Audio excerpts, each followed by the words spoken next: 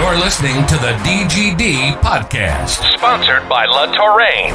Here's your hosts, Robert Reynolds and Juan Daniels.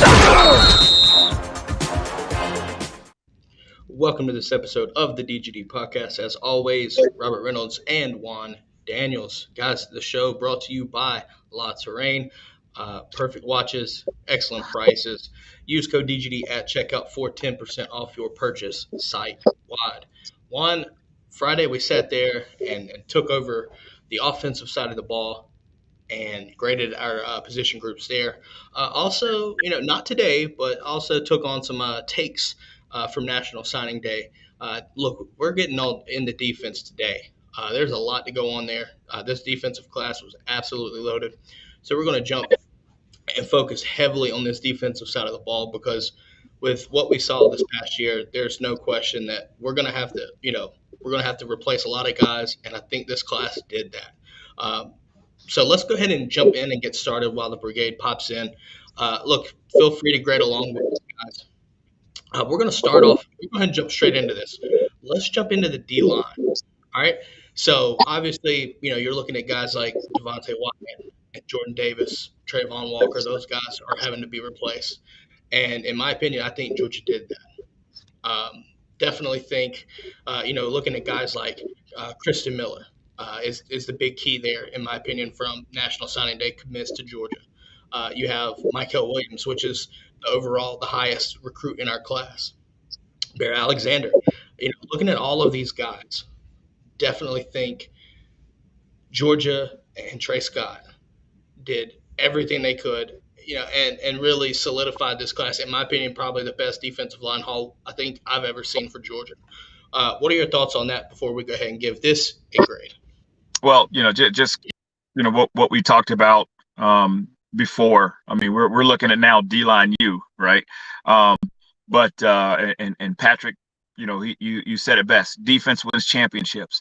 If you look at this past national championship, it was the defense that brought it home. So I look at it as we're not just rebuilding, we're reloading.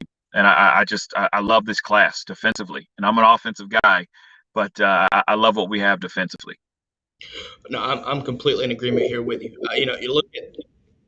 You look at, like I said, Chris Miller, Michael Williams, but you also have guys like, that might go under the radar here. And one that I think I'm going to have to really keep an eye out for, and that's Darius Smith. Darius Smith, in my opinion, is going to be a big X factor and could ultimately kind of fill in what we're used to seeing with Adam Anderson. Very long, super athletic. I know there's videos been surfacing around him doing windmill dunks and basketball and straight just blocking people. It is, some of those things are super athletic, right? So right. I really think you could see him right there. Now, look, obviously this defensive line class was absolutely stacked, but we also had a couple misses and a couple flips, right?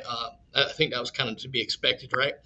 Some of the names that I think a lot of people probably are familiar with, missing on guys like Walter Nolan, Travis Shaw from Grimsley, right? A couple big-time misses right there. Obviously Nolan committing to A&M. Not talking about A&M today. I did mine Monday Friday. And also, like I said, Shaw going to North Carolina. Nonetheless, though, I'm in love with what we brought in. I think all these guys, every single guy is going to have their own role for this defense. Kirby and Trey Scott shown that they rotate guys in at will, and if you're good enough, you're going to play early and often. So I fully expect that right here. If I had to grade it, I'm giving it a solid A. Like I said, if you sit there and if you pick up Travis Shaw, right, and obviously I like Bear Alexander, but if you pick up Travis Shaw, I think it's an A+. But definitely a solid A. For sure. Yeah, absolutely, for sure. Again, we lose that Marquise Killebrew, but again, he had an opportunity to go up against Denylon, who is again my favorite pick of the whole thing. But I tell you what, I give it an A+, hands down.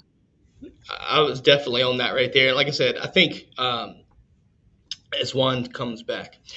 In my opinion, I think, looking at this defensive line class, like I said, I think the big star here is going to be Michael. I love what Christian Miller's about, right?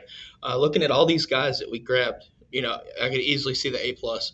And look, I like what Barry Alexander's about, but for me, I definitely think, give it at least a solid A, right on the tier of A plus, just like Juan said.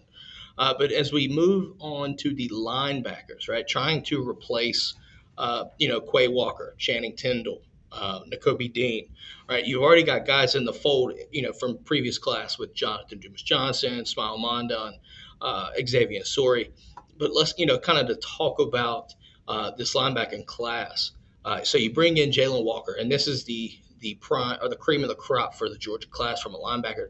Look, I genuinely believe this kid is going to be the next Nakobe Dean. Very instinctual, but he's also super athletic. I've heard, kind of a hybrid of Nakobe Dean and Channing Tindall or Quay Walker. Sorry, excuse me. So I think he has it all when it comes to that. And then you also see C.J. Washington, another guy just over the top 130. So looking at that right there, I think it's going to be a big class. I'm going to give it a solid B plus.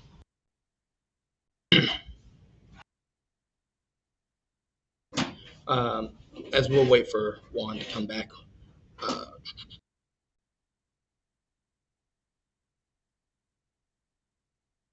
For this class, biggest key. Looking at so you look at Malachi Starks as a safety, Dalen Everett, Julian Humphrey, right? So it's just a lot of guys. Let's see.